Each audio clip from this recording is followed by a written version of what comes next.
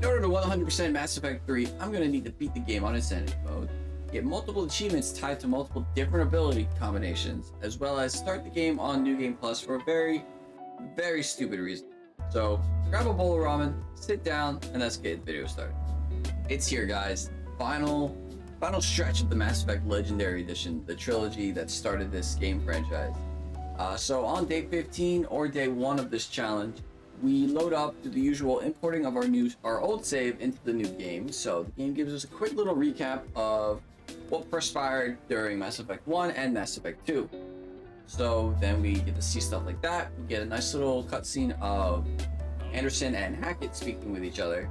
Can't really see either of them right now, but we do see a massive fleet overlooking Earth, which I believe is probably the Alliance fleet, which makes more sense.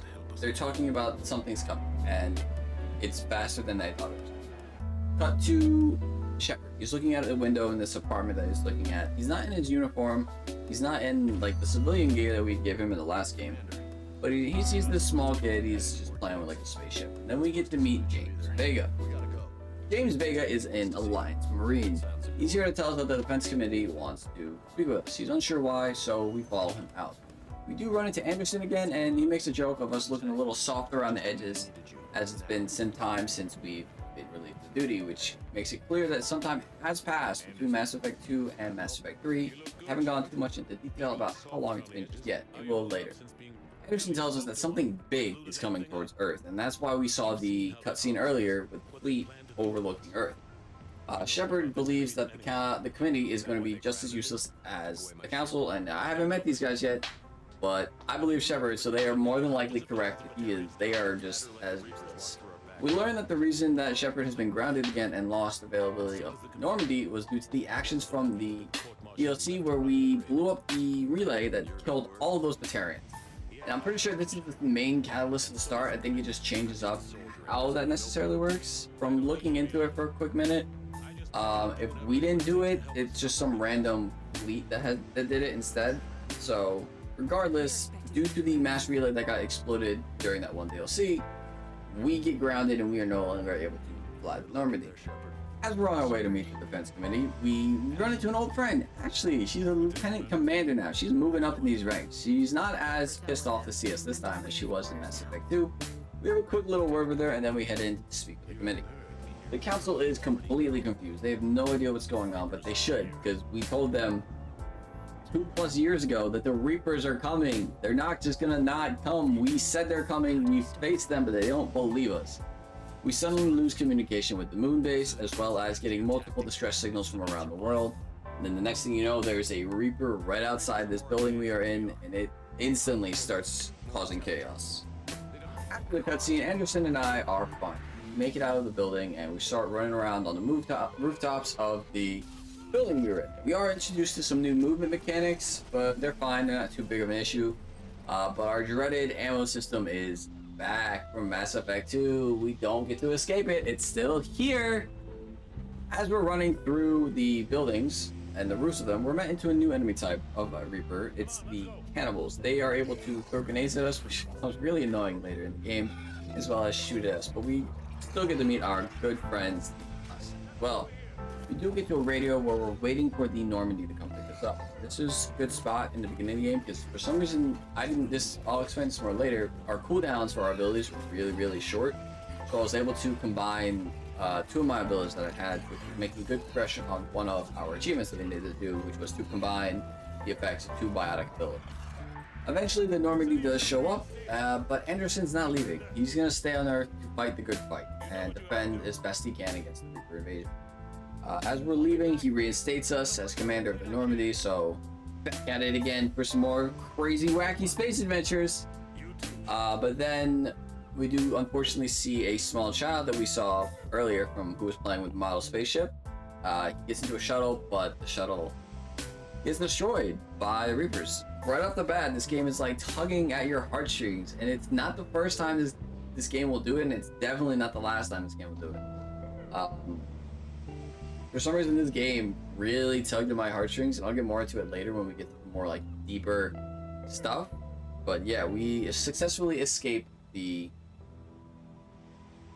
Earth that's being attacked by Reapers.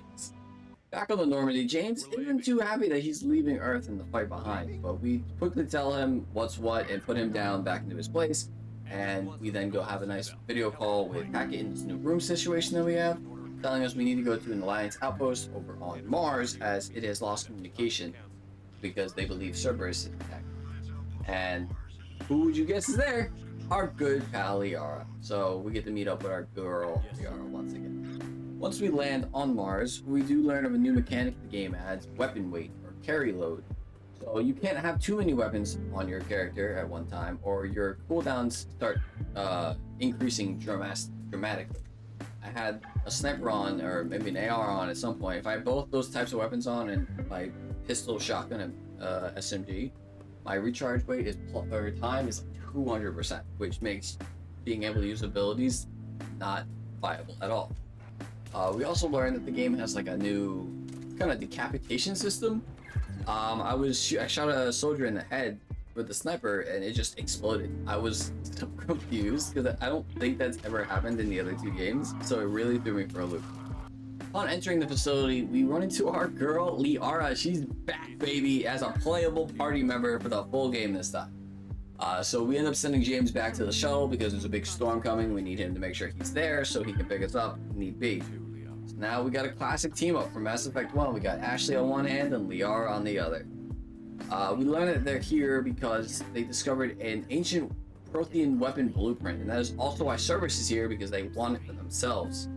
We make our way through the facility, learning about a new combo ability that it's not a combo ability, but it's a combination of the different abilities that we can use. We can use Liara's Singularity with my throw ability, as I have a cooldown, or the way the upgrading system works with the skills is a lot different.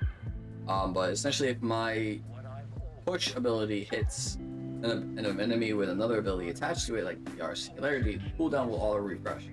It also does a lot of damage, so it almost instantly kills them. So I use that throughout like the entire game. So Liara is always with my party if I have the option to.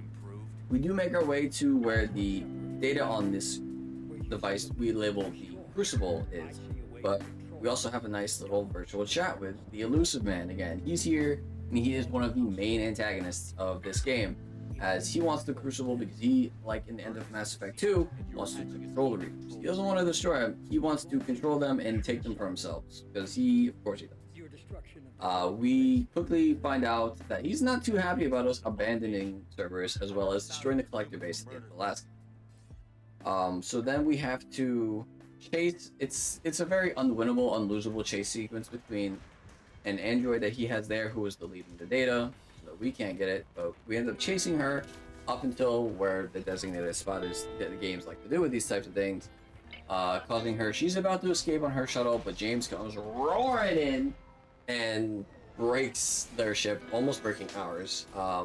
Ashley decides to go and investigate the android, but she's quickly grabbed by the throat, I believe, and just beaten. She's getting beat up, and it looks like she's going to die. And I wasn't upset. I was upset, but I was more so upset that out of everything that this character has gone through in this game series, that's what she dies to. I understand androids are very strong, and getting thrown up against a metal ship or being beaten by one of them is very damaging. But we stopped the android, we take the android with us, we also take Ashley with us back to the Normandy, and then Liara tells us we need to get medical care for Ashley or she's going to die. We don't have the right kind of medical care on this ship. So then we have to go to the Citadel. Upon landing, we're now met with former Captain Bailey, now Commander Bailey. He's not too happy with this change because he's just kind of sitting behind a desk all day, not doing a whole lot, just dealing with like political people. And he's not too happy, but he's dealing with it because it pays. He lets us know that the council is expecting us as what just happened on Earth. So we tell him we'll go see them eventually. We do pick up a kind of like news reporter type person, not the same one from the first two games, but a different one. She boards the Normandy to do like stories while she's there, and occasionally she'll come up to the room and ask us some questions. So we decide we're gonna go visit Ashley in the hospital first, and we run into our good friend Dr. Chocolate. She's here, and we recruit her back to the Normandy. So now we got another OG crew member back with us. We check with Ashley. She's currently unconscious, but we leave her with a nice like message. Hopefully she can get on. We also do run into Dr. Michelle. She was the doctor from Mass Effect 1 when we were looking for information about Tali, and she was being attacked by those the fist soldiers or grunts, whatever you want to call them. She was being attacked by the grunts, and Garrus was there to help. It was really cool to see her again. I didn't recognize her at first, but once I looked it up, I was like, oh, that's her. She's from the first game. After roaming around the citadel a bit, we do go speak with the council. They, of course, tell us they can't really help us because they are also dealing with the Reapers attacking their home world, which makes sense, but it's still frustrating. They're also not too keen on helping with us because last time we worked with the council, we sort of, sacrificed them to save the human alliance ships and Dauber, and they're still a little salty about that. They're not those guys, they're new people. They don't have names, I don't think. I think they're all just Turian Counselor, Asari Counselor, and Solarian Counselor. And we also have Udina, he's here. Hello. We give them the blueprint for the Crucible, and we tell them that, unfortunately, the only reason it was never used before was it wasn't finished. The Protheans couldn't find or weren't able to use this thing called Catalyst. But unfortunately, as useful as Council is, they can't help us because they're dealing with their own shit right now. So we leave, we meet with Udina, and the Turian Council actually shows up to tell us, hey, you scratch my back, I'll scratch your back.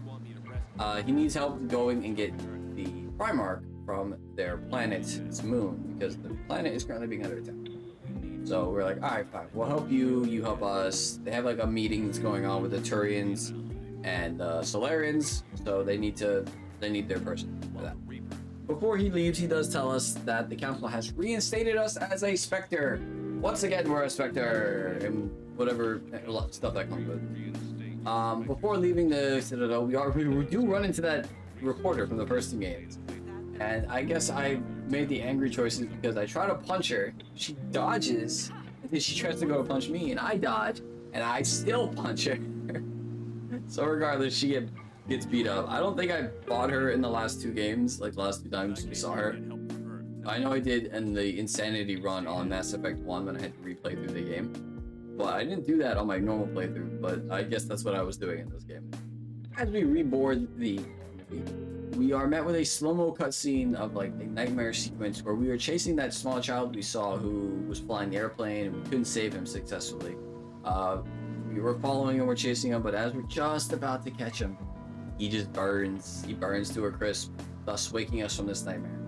Liara is there to help calm our nerves and ease our tensions a little bit, but we are then interrupted by our new Kelly, essentially. She does the same thing Kelly does. She stands exactly where Kelly was last game. She'll let us know if we have any private messages at our terminal, if any of our crewmates need anything. And you can even flirt with her a little bit. And she's not a major character, but I think she's a love interest that you can have. But it might be if you're the female shepherd, because I know there's a male version of that. There's a male crewmate that you can romance, but only if you are the male version of shepherd. After speaking with the new Kelly, we go and have a nice video chat with Hackett again, and he pretty much tells us, you need to do whatever you can to get more allies for this war. We need as many as we can if we even gonna stand a chance against the Reapers. Then we go exploring the ship a bit. Some new additions. We have the war room, which shows where our war assets are, which I'll constantly be looking at to make sure I have enough for the game. We go visit where Miranda's room used to be. It's now Liara's setup. She pretty much brought all of her stuff from the Shadowbroker stuff. So now all her little Shadowbroker screens are here, and she's doing all this illegal activity on our ship. That's fine because we care for her very much.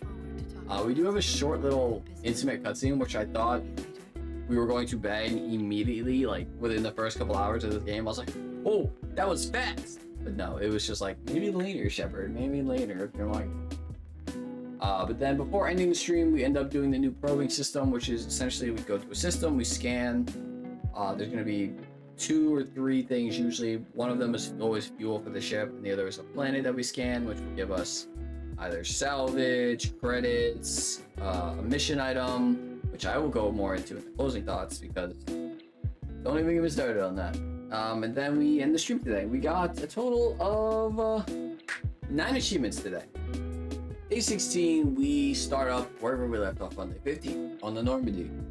We load up into some more side missions because I'm trying to make sure I do all of the side missions before the main missions so that I can get every single asset that I need. Plus, there are certain side missions that are tied to achievements that I need to do before doing certain priority missions, but I will get into that later as well. This mission was quite simple. We landed on a Cerberus lab, we killed some enemies, grabbed some items, waited for the shuttle to get back. A lot of the side missions are very short and concise, so they don't take up too much time, which is very good and very Afterwards, we do start up another side mission where we're going to retrieve a protein artifact. And guess where this mission is? It's right on that planet where we started this whole crazy adventure. Eden Prime. We are back to this goddamn planet where all of our troubles started. We unearthed looks like to be a pod of some sort. We're unsure what it is, but we roam the facility around, killing more Cerberus agents. Until we eventually find out how to open this pod. And when we do, it's a living Prothean, one that has been in cryosleep since probably 50,000 years ago. We get some lore on what happened between the Protheans and the Reapers all way back when. We get to see some cutscenes of what happened. We find out how our guy got into his cryopod and has been asleep for over 50,000 years. We save him, we fight some mechs, more troopers, and we board back onto the Normandy, and we have a nice cutscene between us, him, and the crew. They're unsure if this guy is safe or not.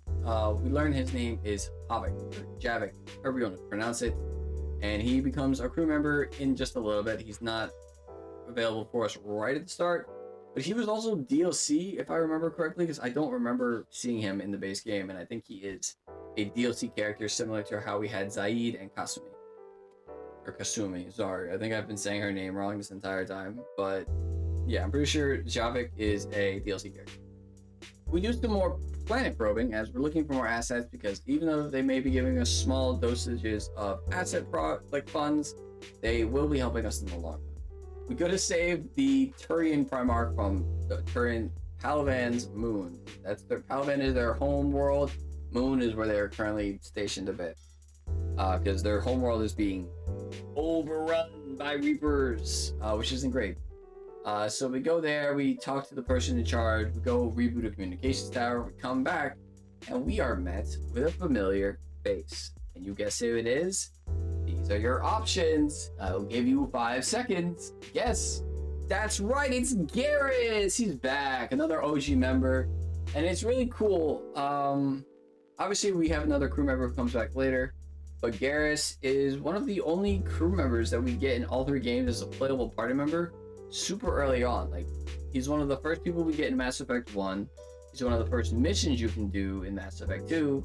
And this is the first, priority mission that you can do. Or maybe not priority mission, but it's one of the first missions where you get a new teammate. Because Javik doesn't really count because he was DLC. This is literally the first companion you get in the game if you don't do the DLC mission. Which is really cool that Garrus comes back. Liara's here, but she wasn't really a playable party member in 2. You get to use her in the DLC, but that's about it. After meeting up with Garrus, he joins our team, and we are then met with a nice fun little minigame type thing. It's not really a minigame, but we get to go on a mounted turret, shooting husks as they are trying to climb the walls and get past the barrier. After doing so, we get a little cutscene of us falling down, and we're met with another new enemy type. This game has a lot of new enemy types. From the Reapers, it's a brute. We take him out while doing a certain thing to get an achievement. We have to take him out as he's charging at us. So we get that, we get the achievement, and we continue on.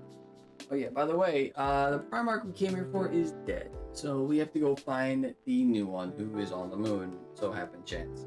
So we get to where he is currently at, we clear out the Reapers that he's currently fighting, and then we have to, before he will agree to join us, he needs help on his planet, so he wants the Krogan, of all people, to come help. So now we have to go and try and get the Krogan to agree to join this war and join our big group effort of the Reapers.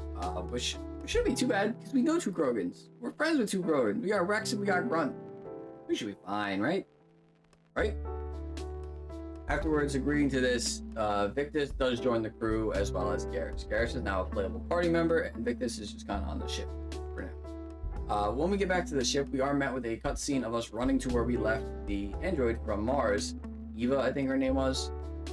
It's causing a big commotion on the ship. We don't know what's happening. We run to it, we find out that Edie, our AI system for the ship, has taken over the body. So now she has a physical form, which also gives us another playable character, another playable party member that we can use.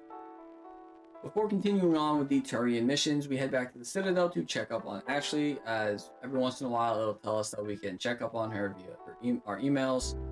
So we go there. As we're going to the hospital, we run into Thane again, our boy Thane, the assassin. I sure hope nothing bad happens to Thane. As you know, he was sick in the last game, so he was slowly dying as it was, and it hasn't gotten any better in this game. So he's still dying, he's still slowly dying, but he's not going around killing anybody anymore. He's not going around shooting suicide missions up. He's here. He's reconciled with his son Kolyat that we helped save in Mass Effect 2 as we successfully did his loyalty mission. We find out he's also here leading the physical therapy groups, which is really nice for Thane. It makes me feel really happy that he's doing well, even though he's dying. He's not too upset about it. We do go speak with Ashley again, and we get some more information on how she's feeling. After we do get to meet our favorite badass Asari, Aria from the Omega Complex. She's here on the Citadel as the Cerberus has pretty much kicked her off of Omega. We'll go more into that later, essentially, kind of, when we get into the Omega DLC. But she's here. She tells us she can get us help from the groups from before, the 3 mercenary groups, the Blue Suns, the Eclipse, and the Blood Packs. So we need to go find their leaders, do their little side missions, and get them to join our cause. And then we run around doing some more side content, and we accidentally start the Leviathan DLC, but after doing the short little investigation scene, we're able to not continue that, because I don't really want to do that just yet. We'll get more into that later. Upon returning to the Normandy, we do end up starting another side mission, which is tied to an achievement. A facility that is used to train and help students learn their biotic abilities is under attack by Cerberus. This is the same school we sent David to from the VI Overlord DLC mission back in Mass Effect 2. So that was fun. When we get there, Cerberus is there. They are trying to steal these children because Cerberus is a bunch of assholes and they're trying to progress humanity. But as we're there, we run into Jack, our good friend. She's doing really well for herself. She's got a little hair going now, unlike me. But she's also really developed as a character as well. She's become more empathetic towards these group of kids that she's here helping train their abilities. She's got her own little squad, which is cool. We get there and we help them escape. We have a nice little cutscene of between us and David, and it was another really heartwarming, touching moment that I was not expecting from this game. Sorry, it was never your fault. Has Grissom Academy been all right? Yes. I've been counting. Anything in particular? The number of days you lengthened my life. After successfully getting the students out of there and escaping, we do gain some more war assets as well as finishing up that. We do end the stream today, and today we got 7 achievements. On day 17, we load back up into the Citadel to meet an old friend. Miranda's here. She tells us she's worried. She hasn't been able to contact her sister, and she's worried that her father is more involved again. Her father's trying to do something to get her sister. The sister that we helped save in Mass Effect 2 during her loyalty mission. We tell her we're here to help, but she's like, if I ever need a door kicked down, I know who to call. So we let her go do her thing. Afterwards, we do check back over with Ashley again as she's moving, she's ready to go, and she's been offered the position of Spectre, just like us. So she ends up accepting Udina's offer, and in the long run, looking back at it now, I see why this happened. I thought it was just a good thing that happened for Ashley because she's been crazy hardworking. She's a lieutenant commander, and now she's going to be a Spectre. But now I see why that happened, and you will too in just a bit. We return back to space, looking for some more anomalies on the planets, and we eventually decide, okay, it's time to start this meeting between the Turians, Solarians, and now the Krogan. We start off, they're already arguing before we even get there. The Turian, Victus, he's like, all right, I'm not trying to beat around the bush, Rex. What do you want? And he's like, a cure for my people. And of course, the Solarian is not too happy about this. She's like, no. We did what we did to you all those years ago for a very good reason. And Rex said, no more. You want my help? Not. The genophage is not You fix my people. The Krogan have paid for their mistakes. So we eventually agreed to do that. Obviously, I agreed to do that because Rex is our buddy. Runt is our buddy. Why would we not help our buddy? She's not too happy about that, but we do get some footage from Rex that he has from an inside source of the Solarian homeworld where they have captured any remaining survivors from Malon, Morden's assistant, from his loyalty mission. Any surviving female Krogans. They have some there and they aren't gonna let them go. So she tells us where it is. He tells us where the base location is begrudgingly, and we end up heading there. Upon loading into the mission, we pick Liara and Garrus again, because we got the OG crew, and we do get a nice little cutscene between Garrus, Liara, and Rex, because he is also on the ship, or shuttle. And it's fun, because they're all from the first game. They all have a nice little communication with each other. Upon landing, we are immediately met with hostility, because they didn't know we were coming, and Rex does not take too well to aggression, so he gets ready to start fucking up these Solarians, but eventually someone shows up, tells us, hey, we just found out, chill, we're cool. They tell us Rex has to stay where he is currently. He can't come with us into the base, so we roam around. We end up going down to where the Krogans are, the female Krogans, and we run into our good friend Morden. Woo, Morden! I sure hope nothing happens to my friend Morden. As we're speaking with Morden, Cerberus is here. They are attacking the base because they also probably don't want to secure the Krogans, because that probably wouldn't be too good for them either. So we clear out ways and ways Cerberus troops as we successfully extract Morden and the last female Krogan who is currently cured from the genophage, because some were cured during Malon's experiments, and she is the last surviving one. So we need to successfully get her out of here so they can continue to work on the cure for the genophage. Doing so, we're good. Now we have Morden, Rex, and the new female Krogan who we dub E. Isn't that biblical? Back on the Normandy, we check in with Hackett, letting him know we are doing our best to work out peace between the Turians, Solarians, and the Krogan. And we meet up with Rex and Victus again. Is there anything else? Rex is still no-go on helping them out until the cure is actually made. He's like, no, I want it made before I even bother helping you guys. After speaking with them, both Victus and Rex want to speak with us privately about something. Hence, they're about to give us some side missions that we need to do. Victus's mission in the long run was his son was sent on a secret mission that he's not going to tell us about. And we have to go figure that out when we get there. When we do get there, his son was sent to retrieve a bomb the Turians planted on Tuchanka a long time ago in case the Krogans ever started to revolt again, which not very good. I see why it's secretive, but you shouldn't have done that in the first place. That's kind of fucked up. But anyways, we do successfully, it's a two-parter mission. We get there, we save his troops who are being overrun, then we go to where the bomb site is. Fortunately, Victus's son dies in an effort to contain the blast of the bomb, because as he's trying to disarm it, Cerberus had messed with the bomb, so he wasn't able to successfully just disarm the bomb normally. He had to detach it from where it was and let it drop into a hole and then explode, unfortunately sacrificing himself. Victus does see the consequences of not telling us what was happening beforehand, and him and Grunt aren't too happy about this, that there's a bomb on the planet. Grunt understands after I'm like, hey, stop fighting each other, fight the Reavers. And he lost his son, so Rex is like, okay, Rex's mission is essentially some more Krogans are out doing a scouting mission, and they have gone silent. So we go there, and we run into our good pal Grunt. We have another moment with our OG crew member. I see why none of them, besides Garrus, is a playable party member. So we do that mission. We find out that the Rachni are back. they have been also started to become controlled by the Reapers, which is really unfortunate because they're supposed to be our allies. We make our way through these caves, fighting off Rachni and a new Rachni enemy, which is also a Reaper enemy.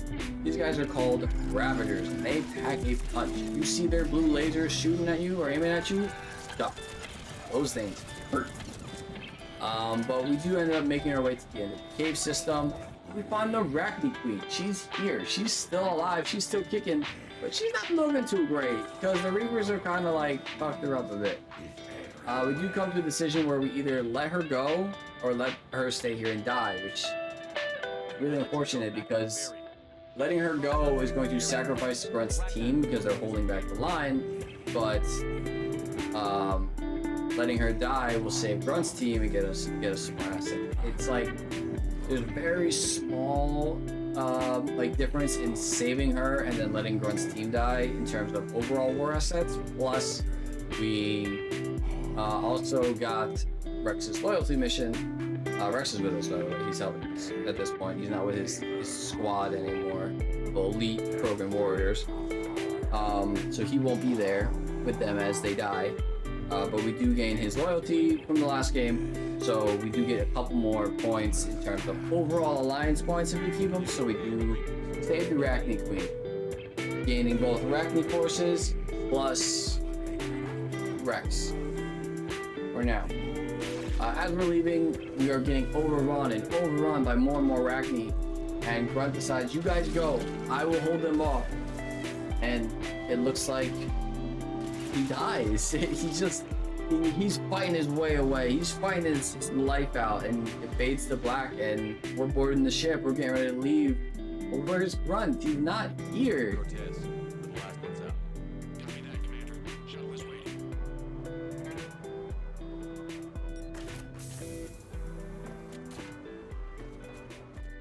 But there he comes! He shows up. He's alive. He's bloody as hell from all the fucking Rachni he just killed, but he's alive.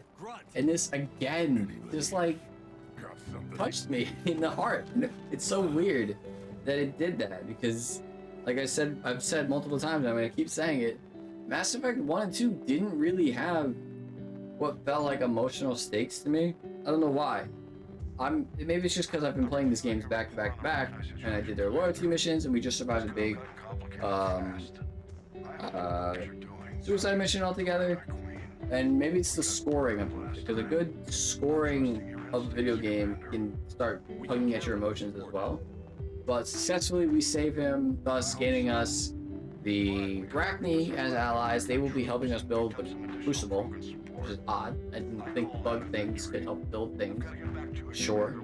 And we gain Grunt. Grunt is now a asset in the war.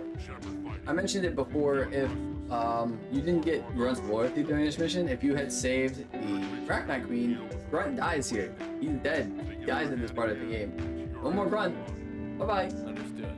But we successfully were able to gain his loyalty in the last game, so he survives. That's the only reason he survived. And that's actually where we ended the stream. I did a little bit early. We actually did the Krogan missions first, and then we did the Turian mission. We did the Krogan mission first, because it was one singular mission, and then we did the Turian mission. We didn't even finish that until the next day worth of stream. So I will have to figure out how I'm going to cut this all up. So good job me not reading the script I spent 2-3 days working on. Yippee! Today we only got 3 achievements, and that's going to be a trend for the next couple days worth of streams where we only got a couple because they're very far.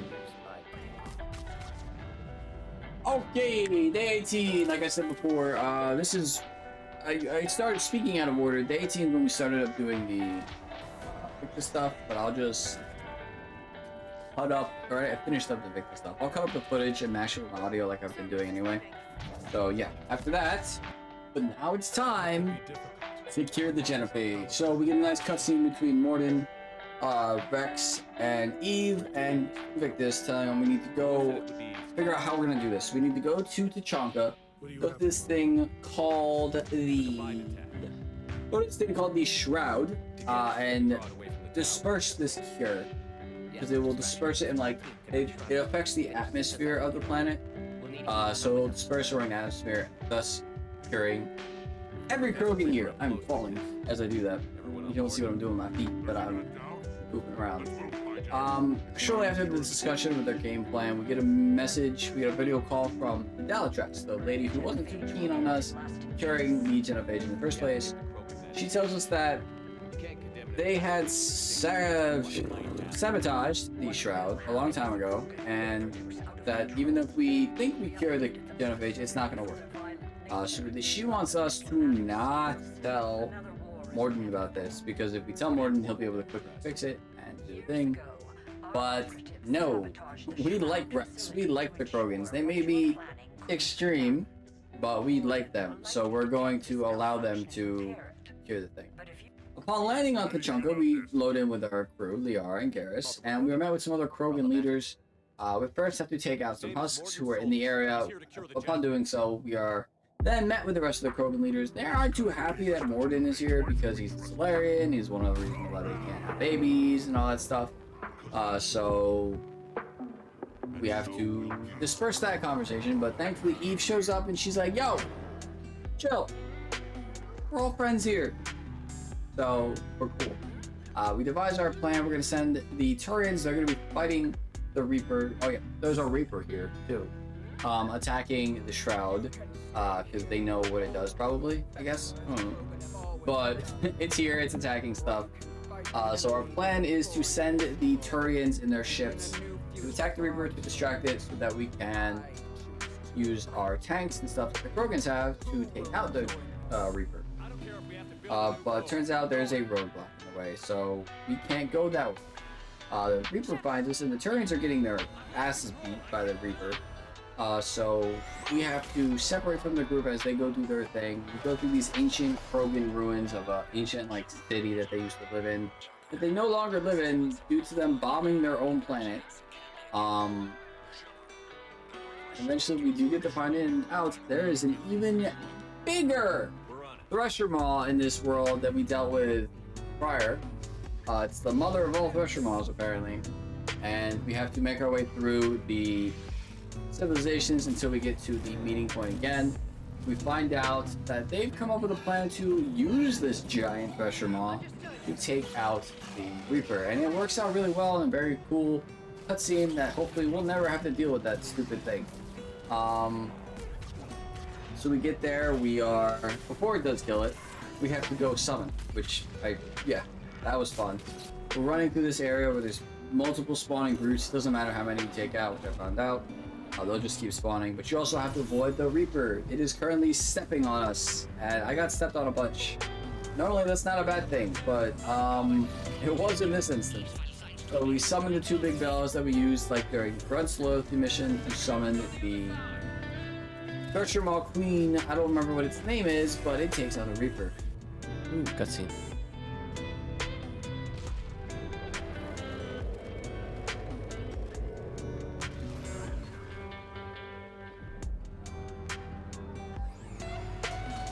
That is a big Thresher Maw.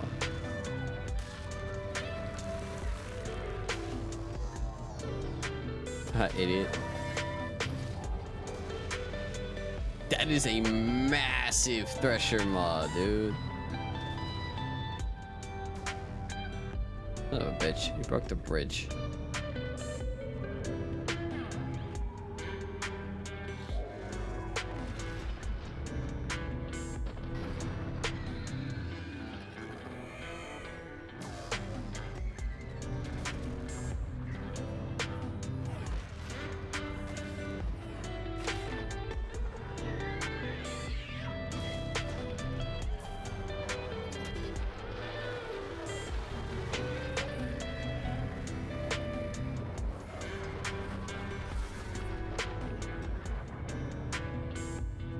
Why am I glad that thing is not currently trying to kill me and I don't need to attempt it.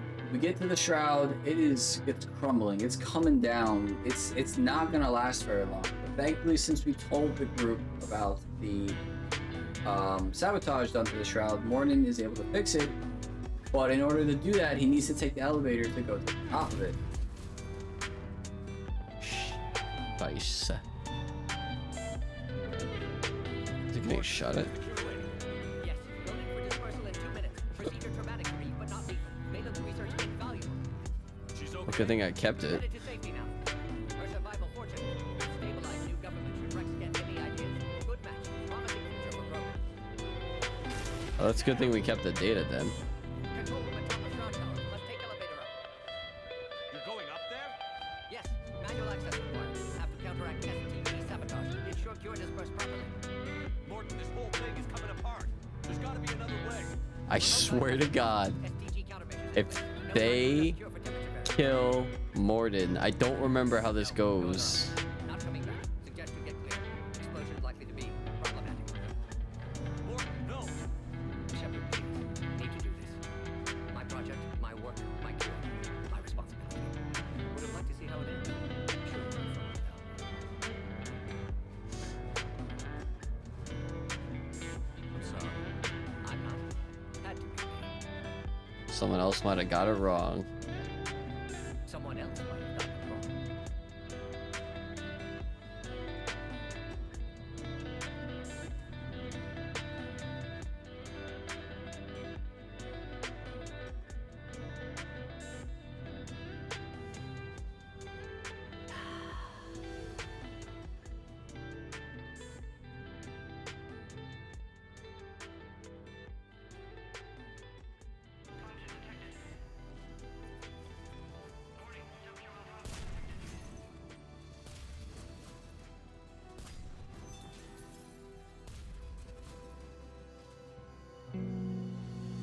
Ah, classic bypass.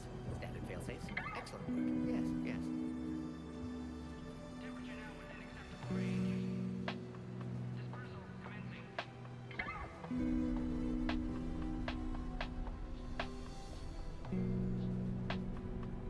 Genophage cured. Krogan free. New beginning. For all of us.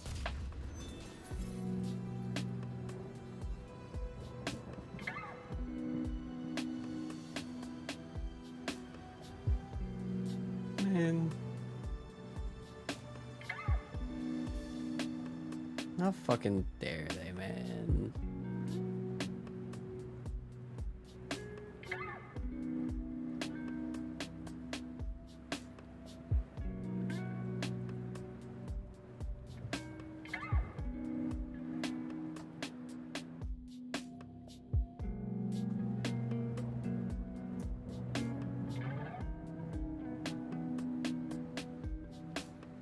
He was a good soldier.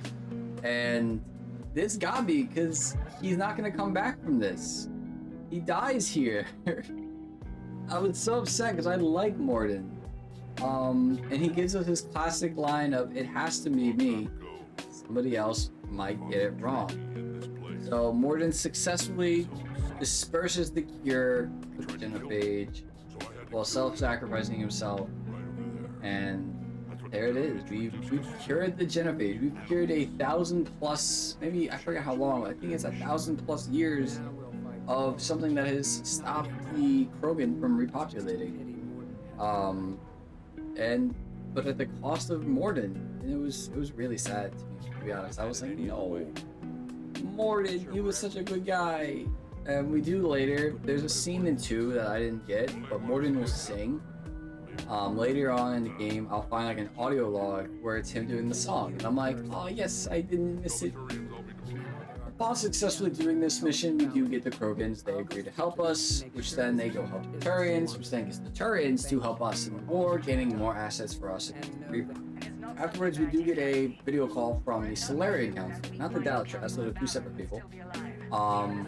That she needs to speak with us about a very urgent matter in regards to our counselor, Udina. Something's going on and we need to go to the Citadel to speak with her. Do a couple more side missions before deciding to go back to the Citadel, but as we do so, we can't communicate with the people who usually tell us, hey, where do you want to land? Do you need a shuttle somewhere? Communication is cut off. Turns out Cerberus is here. Cerberus has attacked the Citadel. They are here to kill the Council, from what I know. And that's not a good thing to happen. So we land up, take out some more Cerberus employees, find Bailey, he's hurt. We need to go find the Solarian Counselor. Find out where she should be. Her protector, her bodyguard type person is dead. We do see her, she is currently hiding in like invisibility mode. And then she comes back out of it, we find her, But there's a new assassin, there's a new character, a new Cerberus person here, named Kai Lang, I believe it is, and he's an assassin, and he's trying to take her out. But Thane shows up. Thane, you should not be here. You are dying. Do not exert yourself more than you're supposed to. But Thane fights him. Thane beats him up a bit. He holds his own, but unfortunately, he gets stabbed through the chest. And he says he's fine. He's like, go help. Go get him. Go get this guy. So we do a nice little scene. We chase him a bit, and then we run into where the rest of the ambassador or the counselors are. Ashley's with them, Udina's with them, and the Turian and Sari counselor are with them. We find out earlier that Udina is a traitor. The Cerberus has paid him off to help them get there and successfully infiltrate and try to kill them. Thankfully, we spoke with Ashley a couple of times, plus we had enough Paragon and Renegade points to convince her, like, hey, Ashley, you can trust us. Please do not let him do what he's about to do. So we do kill Udina, thankfully, because he was an asshole and I never liked him. Even back in 1, he pissed me off all the way back in Mass Effect 1. But we kill him, we save the counselors, and we head back. Afterwards, we do get a cutscene between the Elusive Man and this new player, Kai Lang, discussing, hey, Udina's dead, but he's like, we speak with Udina, we speak with Commander Bailey again. He tells us we should probably go see Thane. So we do. Turns out the hospital doesn't have too much of Drell blood, let alone the matching blood type. Goliath's here, but it's not like you can give him all the blood he needs, plus his sickness is already killing him, making it harder for him to get oxygen. So we have a very touching moment between us, his son, and Thane.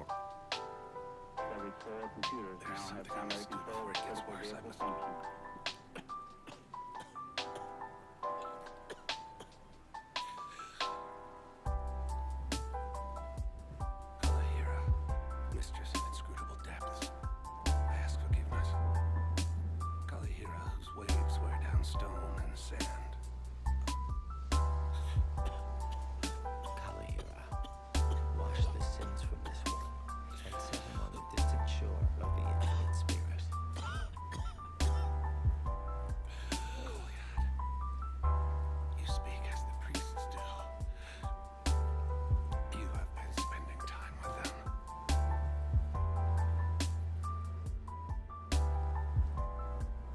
I brought a prayer book. Commander, would you care to join me?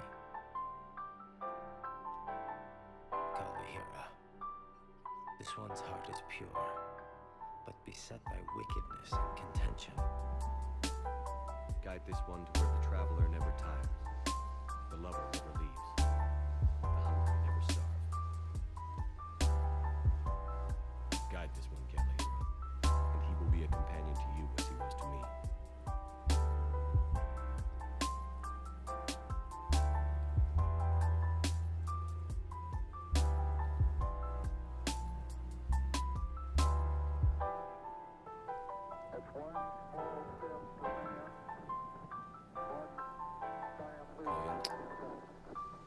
There's something I don't understand. His last moments were those of a hero. Why pray for salvation? The prayer was not for him, Commander. He has already asked forgiveness for the lives he has taken. His wish was for you. Goodbye, Thane. You won't be alone long.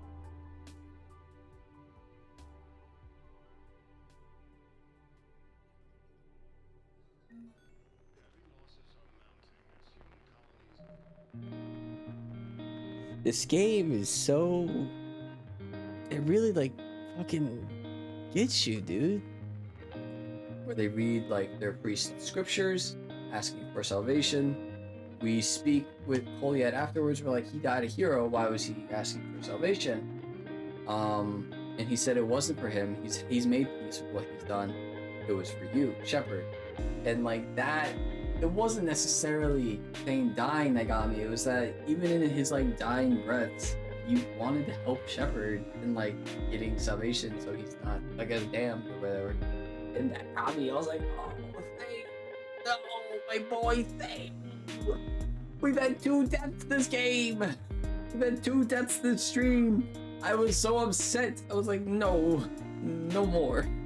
This is just great storytelling that the game had. Like last game had it too, with Morden explaining his thoughts and beliefs behind doing the genophage, and not just like I said before, being like, oh, genophage is bad. The game could have very easily just been like, yeah, genophage is bad.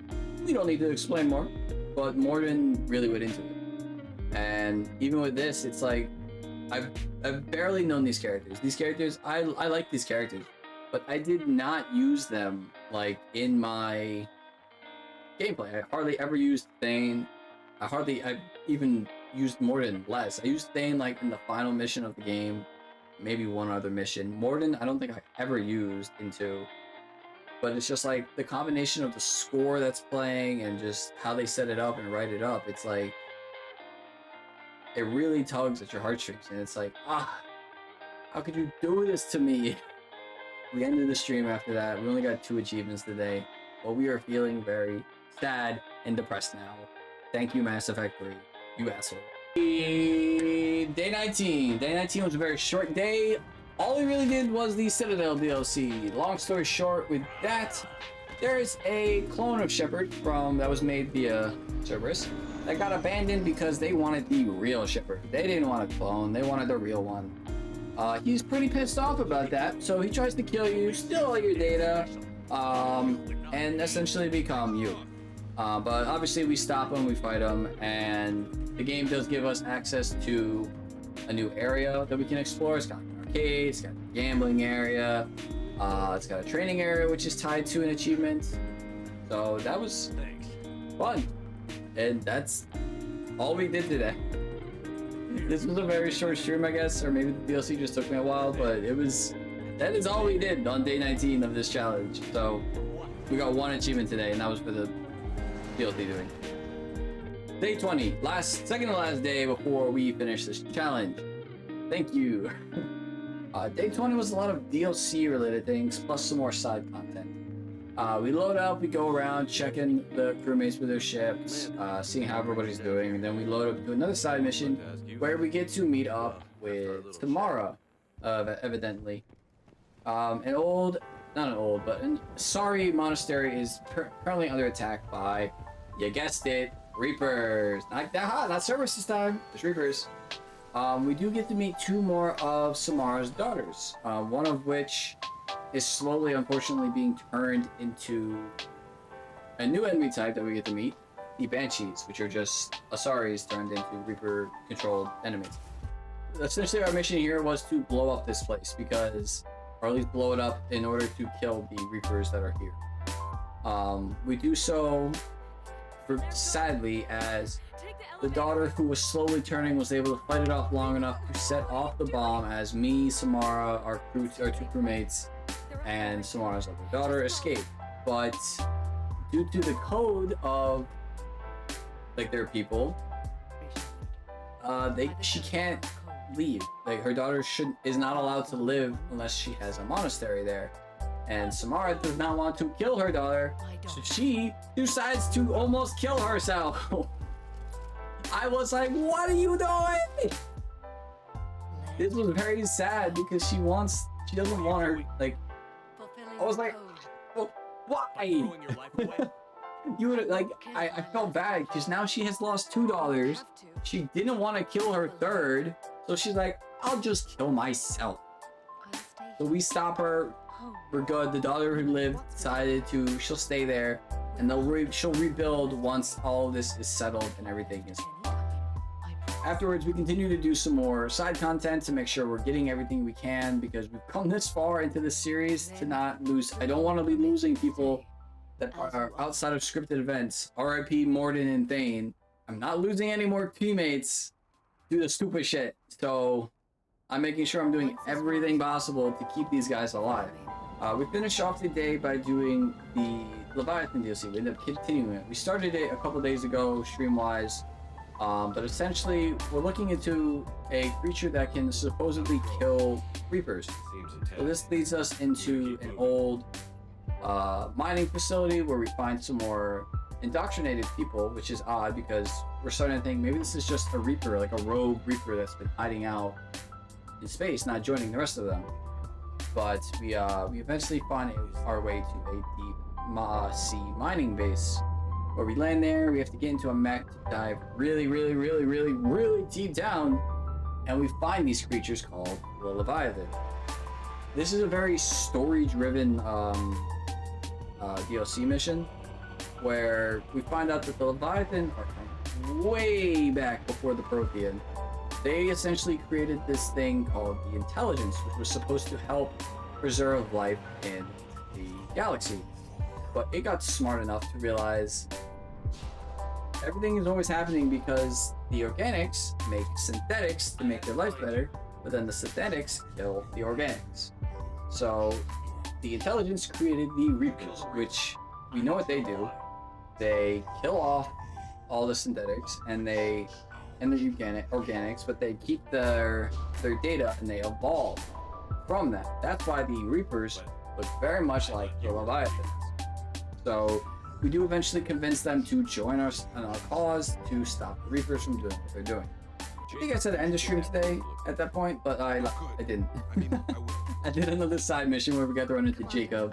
He's helping ex-Cerberus scientists escape and hide away from Cerberus, as you would expect. Cerberus isn't too happy that their scientists are running away with all their secrets and stuff. So we go there, we help him out. He finds out he's dating someone. He's dating one of these old people and these other scientists, which is cool. Good for you, Jacob. Good job. But we do successfully help him and the scientists escape from the facility that they're on, which is currently under attack by Cerberus. That is our two main enemies in this game. We've got Cerberus and we've got the Reapers. Guess what? I lied again. We didn't end after that. We did the other DLC, the last DLC of the game. We did the Omega DLC. We actually didn't finish it. I'll go more into... Nyrene, you left Omega No, I won't. angry. We didn't finish it today. I got really tired like halfway through the DLC, so I decided to call it quits. But essentially the Omega DLC I'm not easily duped. is exactly what it sounds like. We're helping Arya take back Omega from Cerberus. Couldn't leave. We run into an old companion of Arya, and we meet some more enemies. We meet Said I'd be the death. more Cerberus, and we eventually take back How do we know she isn't Omega Cerberus? for Arya, thus gaining more assets for the war and Personal experience helping us out isn't a immensely. corruptible bone. now we end the stream for the day. Commander, Today we got Cerberus 5 occupation is achievements. an illegal act. Alright, okay, day 21, final day of this long chunk. But we're finally here, we're finally at the end. It's finally time to finish what we started. This is the new longest stream that I've done. This stream was almost 15 hours. And I really felt it afterwards. We load up into the game on stream, finishing up the Omega DLC. We gain their support for the war. Okay. Afterwards, we do go back to the Citadel to do another achievement, which was tied to the Citadel DLC, where we go to the virtual battle arena, where we get to fight virtual enemies. Essentially, we need to defeat 3 waves of shepherds that all are different classes that you can pick in this game, with the last wave of it being 6 shepherds, all being the same, or being different types. Afterwards, we do go back and check with all the characters, make sure everybody's good, doing their side missions, all the good stuff. As at the end of the Citadel DLC, we're able to throw a party, and I wanted to make sure I was able to invite as many people as possible, so this could be a really fucking banger of a party. Afterwards, we decide to continue more of the story stuff, so we go to the farthest reaches of space to help out the Quarians try to take back their homeworld. They were doing this, and the Reapers are back again, obviously, controlling some more of the gap, like they did back in Mass Effect 1. So we need to break into a dreadnought with Tali. We need to disable it so we can stop this space war that's going on around their planet. In doing so, we find out that they've been using Legion, our good pal Legion, as essentially as a giant communication ray, expanding their range of indoctrination to the We take him out, that stops it, but that's not the end of all this. They still have a home station on the Quarian's world, so we need to go there. Turns out the home station is just another Reaper. So we do a couple more side missions before we do this final mission to get some more allies for the Quarians, as well as to increase our chances for the final mission of the Quarians and the Geth. We get there, we do what we need to do, fire a giant orbital laser into a base, we destroy it. Turns out there is a Reaper in there. So now we have to kill this Reaper. But we don't have a thresher maul this time. All we have is our orbital laser, like, pointer gun thing that shoots where we want the laser to go. It took me a couple tries because dodging the Reaper's laser got really frustrating because it was very inconsistent with the range and stuff like that. So eventually we beat it. We kill it. At that point, we get to one of the game's most demanding. I think one of the series' most demanding Paragon and Renegade checks.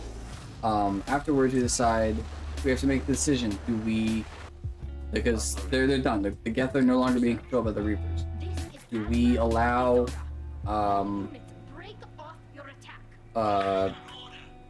Geth? Fuck, I can't speak.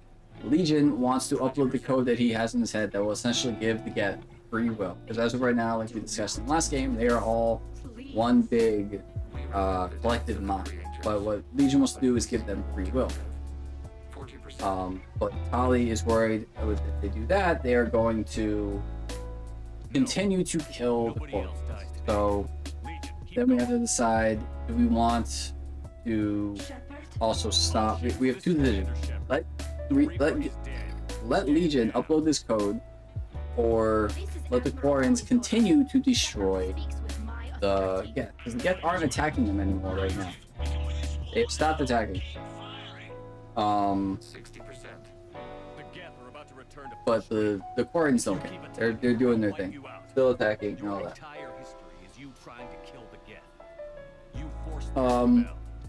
And with this decision, if you don't have enough Paragon or Renegade points, one of these two factions is going to die. If you choose to allow Legion to upload the code to give the Geth free will, Tali just kind of assumes that the Quarians are gonna die. They're going to get wiped out by the Geth. So she goes and she will take her mask off and throw herself off the cliff that you guys are standing on. And if you choose Tali's side, the Quarians will continue to fire on these non-combatant Geth anymore, thus wiping them out of existence. Thankfully, we had enough Paragon and Renegade points to save both of them, and we were able to convince the Quarians to stop shooting, and we were allowing the Geth to get free will. But this doesn't come at no cost either. In order to successfully upload this code, Legion has to sacrifice himself. So again, we lose another former companion. And it's like, game, please stop doing this to me. But afterwards, we do complete this mission. We do get both the Geth and Quarians as assets to the war, and now Tali will join our team. She can come with us on missions. So now we have another OG member back with us. Afterwards, we do go do some more side stuff, looking for any more assets we can find, and we then decide to go continue doing more story stuff. So we go to the Asari homeworld, where we were told we might find something that could help us figure out what the catalyst is. We get there and they're doing really bad. They are dying left and right. Eventually we get to an old kind of church-like area for the Asari where they worship their goddess. We look at some old artifacts and find out that the statue of their goddess is a beacon. So who knows how long the Asari have been sitting on this information. This could have probably been prevented a little earlier, a little better if the Asari were not hiding this information. Because obviously somebody knew that was there. Who's that supposed to be? You're gonna have to ignore that. I probably can cut that out, but somebody just follow me on page. But as we're getting ready to get this information, another VI shows up. It's a VI for Protheans that will tell us what the catalyst is. But before we can get the information, Kai Lang shows up. When me and Shepard both, we are not happy with this motherfucker because he killed Thane. He's the reason our good pal Thane is dead. So we fight him, and if this was not a scripted fight, I would have killed him here because he was very close to death. But he does get away, and this really puts a damper on Shepard's mood, as he should have known. He should have known something like this was gonna happen. But then we do what we can. We have to leave the Asari homeworld because they are getting overrun by Reapers. We do a couple more side content as the point of no return is quickly approaching for this game. But eventually we do throw that party. It's a very fun party. It's really cool to see all of the characters from previous games and current games all in one spot. What happens is during the Citadel DLC, Anderson gives us his apartment because he doesn't really need it right now. He's kind of on Earth. So we throw a party there. We get to have a nice little bunch of fun interactions between old characters and new characters interacting with each other. It's really fun. It's very wholesome to see everybody having one last big hurrah before going into this mission. After this point, we do start the point of no return mission. We are launching an attack on the server's headquarters because we need to get that VI to tell us what the catalyst is. And when doing so, we get the very romantic, very sexual cutscene between us and Liara that we've been waiting for since the beginning of the game, ever since she kind of like teased us with it in the beginning. So that happened. They confess their love for each other, and then they proceed to do the devil's I'd rather be. Neither would I.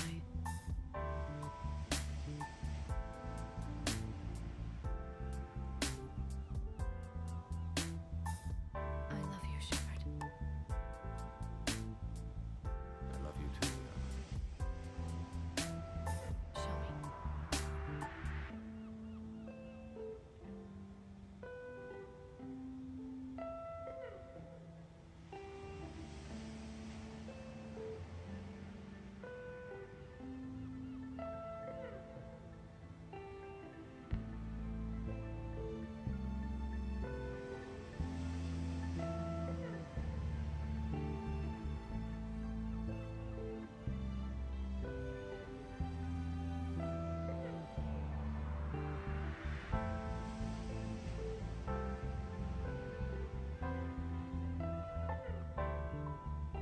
Afterwards, we do load up into the base to go kill Kai Lang first of all, and then get the information of what the catalyst is and where it is and what we can find, where to find it.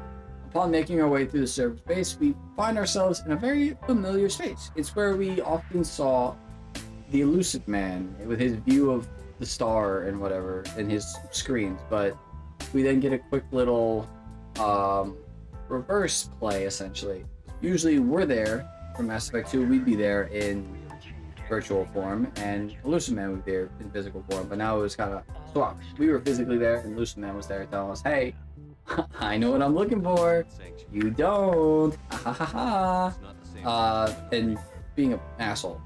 So he leaves, Kai Lang shows up. We get the information we need, but we need to take out Kai Lang first, which I will gladly do, because this asshole killed my friend.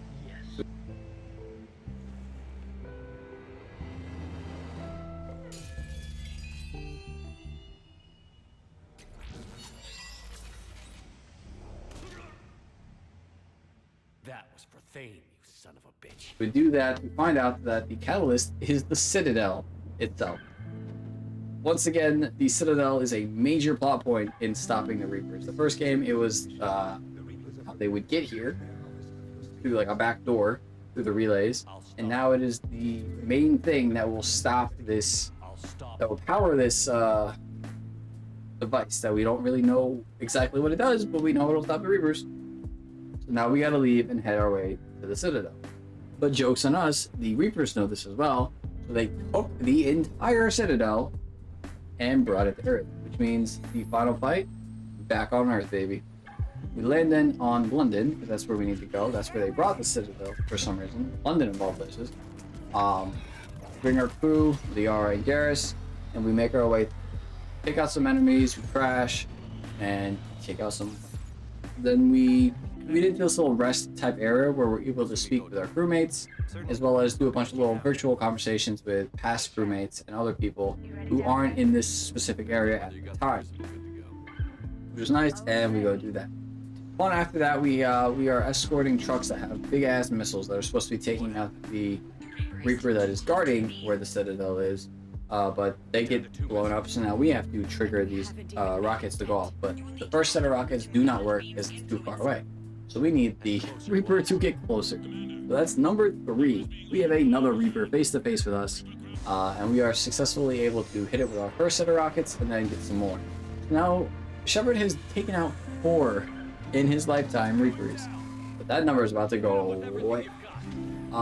So we take it out, we make one final push towards the teleporter that will take us to wherever the Citadel, inside the Citadel, because the Reapers have closed it, so it's not accessible to the Crucible. We make one final running strand, but as we're running, giant explosion happens, our teammates get knocked out. They can die here too. If you don't have enough assets, your teammates can die here. The people you bring with you. We have one final goodbye with Liara, telling her that we love her no matter what happens. We will always love her. Always will. Shepard, I am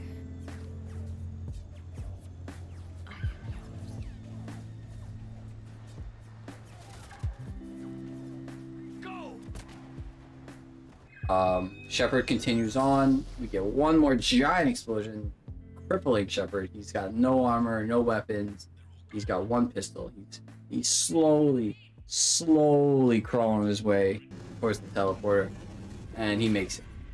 Turns out Anderson has made it too, but the Citadel is not what we remember. It's been morphed. It's changed into something else, something the Reapers need. We continue down this path of corpses and corpses until we find Anderson at a console trying to work on it. We're speaking with him, and the Elusive Man is here, and he's gone through some major changes. As we saw during the Cerberus mission, he had some Reaper technology implanted into his head to try to adapt it to himself to be able to essentially indoctrinate like the Reapers do. And it turns out he was successful. He was able to control both Anderson and I and stop us from doing what we were doing. Even make Shepard shoot Anderson, pretty much sentencing him to death. He doesn't die just yet. Me and Anderson are speaking to him. We're speaking to his human side, and we do have enough Paragon points. We're able to Paragon our way to make the Elusive Man, similar to what we did with Theron back in Mass Effect 1. He finishes himself off, and we're done. We open up the Crucible. We open up the Citadel so that the Crucible can dock. We sit down. We have one last talk with Anderson before he unfortunately passes. But nothing's happening. The Crucible is docked, but nothing's happening. So we crawl our way very slowly, very bloodily towards the console. We activate it, and we start floating up.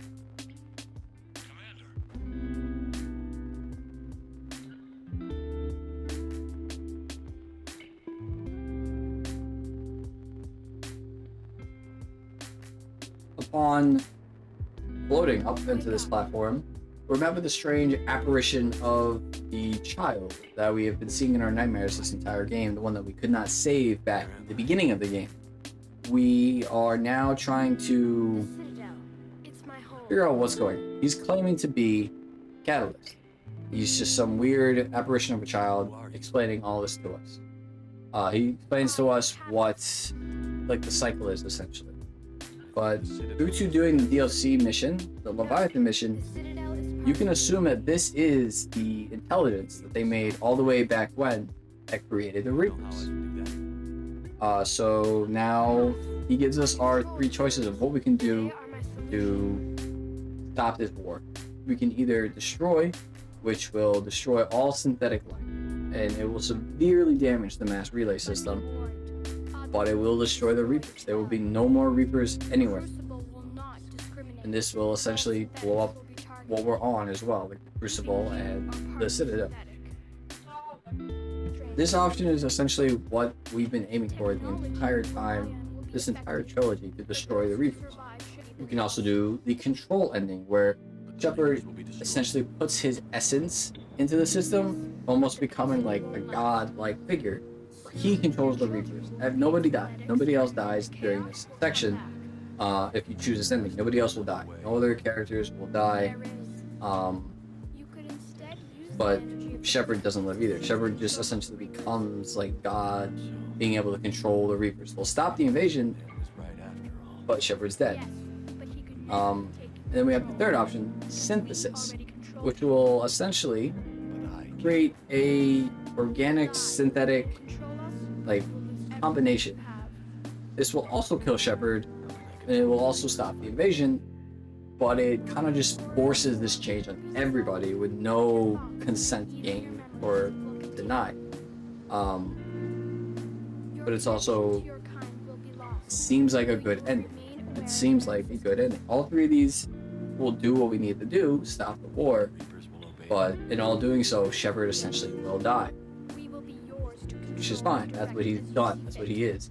A soldier willing to give his life to end this war. We chose what I guess the community describes as the best ending, which is destroy. Destroys all the Reapers and synthetic life, and the mass relay system gets severely damaged. It unfortunately means even if we have them as allies, the Geth die. The Geth die here. The Geth die here. Edie dies here, I think, because she's not technically synthetic. I would assume her body, like that body we have, dies, but she's still an AI system at her core, so I assume she would still be on the ship, on the Normandy.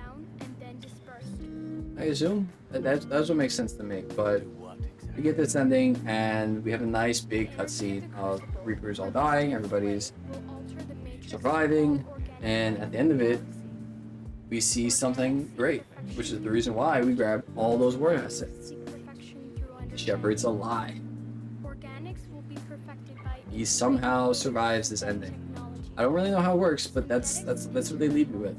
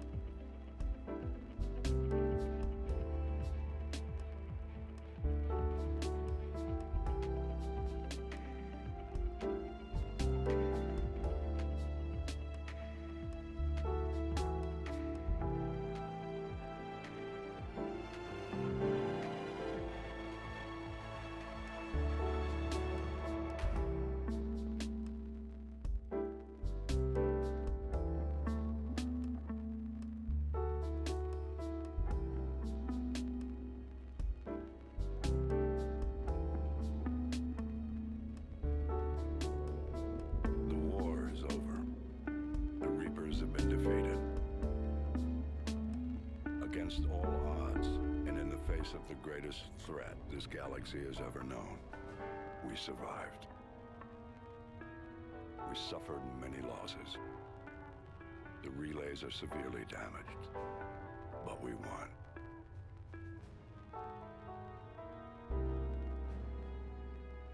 This victory belongs to each of us. Every man, woman, and child. Every civilization. On every world.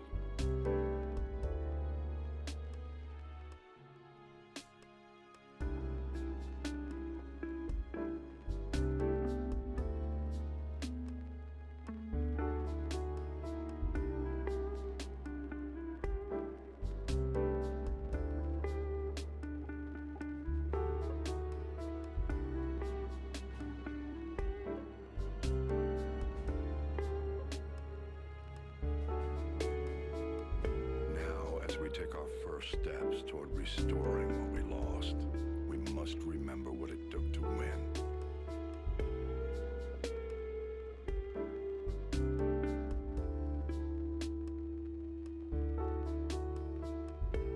This wasn't a victory by a single fleet, a single army, or even a single species. If this war has taught us anything, it is that we are at our strongest when we work together. And if we can put down our grievances long enough to stop something as powerful as the Reapers, imagine what we can achieve now that they are defeated. It will take time, but we can rebuild everything that was destroyed. Our homes, our worlds, our fleets and defenses, all of this and more. Together, we can build a future greater than any one of us could imagine. A future paid for by the sacrifices of those who fought and died alongside us. A future that many will never see.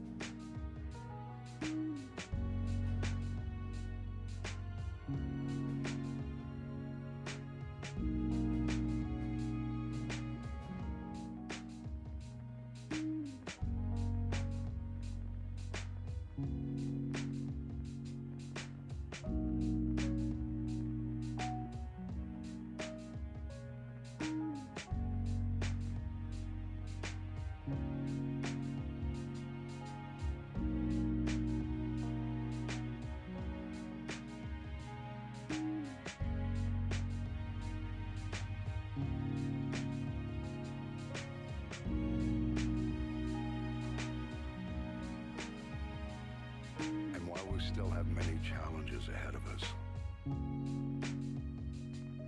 We can face them together.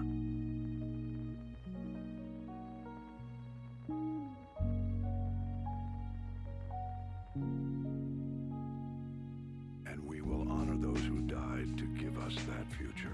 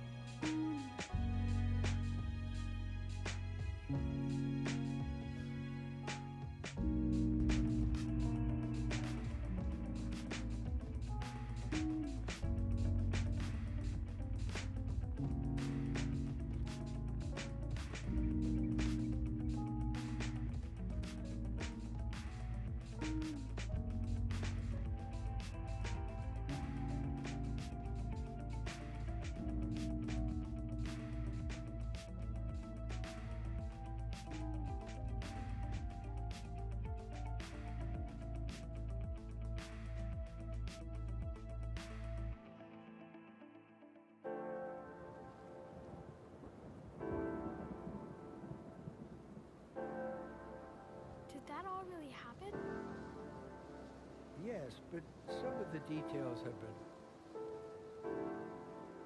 It all happened so very long ago. When can I go to the stars? One day, my sweet, What will be there?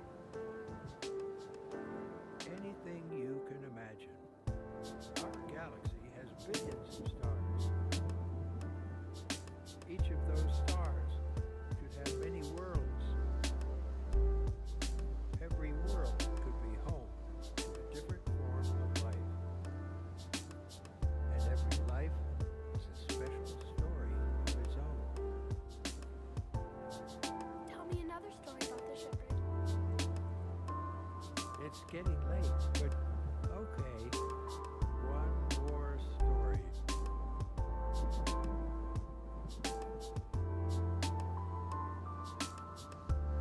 Oh, but let me tell you, if you thought that was the end of this game, you are wrong. I have to load up into New Game Plus, go through the entire opening sequence, go through the entire fucking defense committee, the running on the rooftops, going to the Normandy to see that Ashley is dying, bringing her to the Citadel so that she can heal. Then we have to go to Mars and do the whole Mars mission so that I can just upgrade one weapon to level 10. That is the last achievement, the 127th achievement that I needed to 100% the Mass Effect Legendary Edition series. I have not done it. I've 100%ed it. This is my first, I guess, 3 games that I've ever 100%ed, and it was fun. I did have one achievement. Motherfucker, fuck you. Making me have to go through New Game Plus just to get one achievement. I've got some closing thoughts. We're going to start off with the negative and then go into the positive. This is mainly for this game. I don't have any overall thoughts of the entire series, but this is for this game. While playing the game, it was very enjoyable. I did have a fun time, but it did feel significantly less polished and finished than the last 2 games. Within my first couple hours and continuing on through the entire game, there were a lot of visual bugs, there were a lot of enemy bugs, and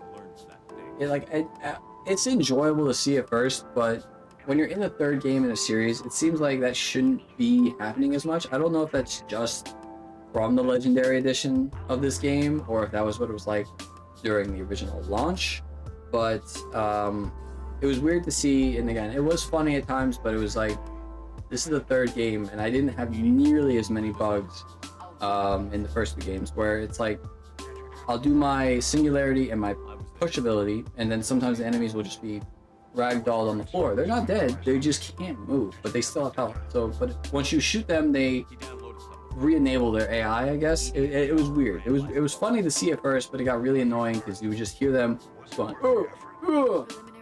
they'd be making noises, but you can't find them. They're just dying somewhere.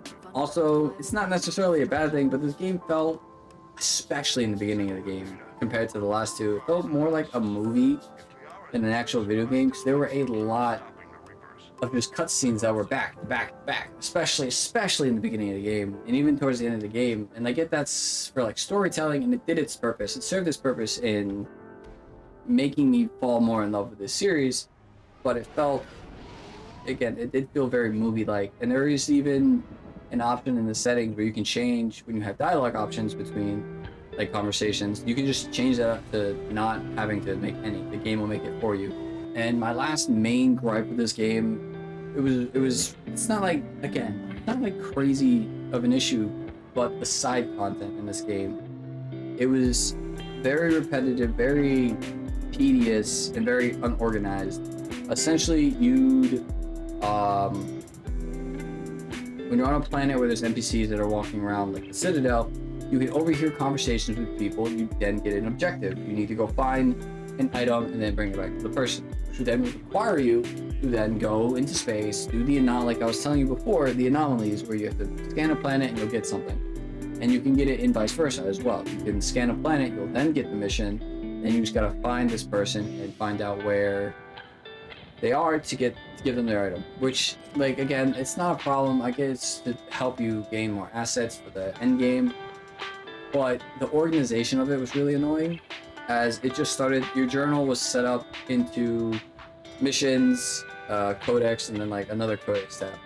You could have very easily probably combined the codex tabs and then added a thing for that side missions, because your missions were just list of missions and it was really annoying to like scroll through, and it was like obviously the main story missions take priority, and the ones that are like side missions say like where they're based on. But just having like 15 missions all lined up was really frustrating to like go through them.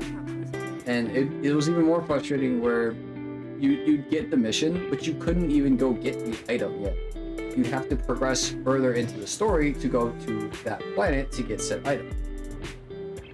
And vice versa, if you didn't do a certain mission a certain amount of time, if you didn't do it before a certain priority mission, you'd be locked out of that objective. That mission you'd lose it. You wouldn't be able to complete it anymore. Which, like, I get it, you want to do the side missions before you do priority missions, but it got frustrating to the point where I lost like maybe 3 or 4, maybe 5 missions that I could have done just to get a little bit more assets. Like, in the end, I had enough assets to get the best ending, but still, I can see why that'd be frustrating. And now to the positives of this game. I said it many times during the video, and I said it many more times during the streams. The writing in this game felt really good. It made me feel super attached to these characters more than I did in the last 2 games. It has to do with like again, the writing and the ambiance and the settings and the soundtracks. It made me feel really upset when characters died or almost died. More so than the last 2 games did, which is crazy. Another thing was the ammo. While it was still existent, it felt a lot more lenient with ammo drops from enemies or just ammo crates around maps. It felt a lot more lenient. I didn't find myself really running out of ammo as much as I did in 2. And then we have the Metagel. The Metagel, they kind of reverted back to how it worked in Mass Effect 1, where you can use it to heal yourself, but you can also still use it to heal your teammates. And another thing with that is you were able to, in this game, you're able to revive them. You're able to, if they're down, you can go up to them, Fortnite style, pick them back up, and we're good. And not have to use Metagel, which was great. Also, the AI didn't feel as stupid in this game. They felt useful. They didn't feel brain dead. They stayed alive consistently more than they did in the last 2 games. And I didn't have to constantly be picking them. Overall, I had a great time playing the 3 games. I'm looking forward to playing more games. It took me about 110 hours to get all 3 games 100%ed. So I know what game I'm going to be doing next. The next couple of videos, we're going to have this video, obviously, and then I'm going to do a compilation, I guess. It's going to be of Mass Effect 1, 2, and 3's videos all into one, so I can put that out so I can make sure I have enough time to record the next game, as well as have some free time to play Wilds, because that comes out at the end of this week from when this is getting uploaded. But yeah. Overall, I give this game a 9 out of 10, and overall for the series, I give it an 8. I give it an 8 out of 10. Yeah, thank you guys for coming by. Thank you guys for watching. I hope you enjoyed this video. Go check out the other ones. Check out the live streams over on YouTube or Twitch. Sometimes I do it on TikTok as well. But I look forward to seeing you towards the next 100% game I do. So, thank you guys for watching. Hope you enjoyed. If you did, like button, subscribe, share it, and stay awesome, everybody. I was gonna be real upset. I can go to sleep.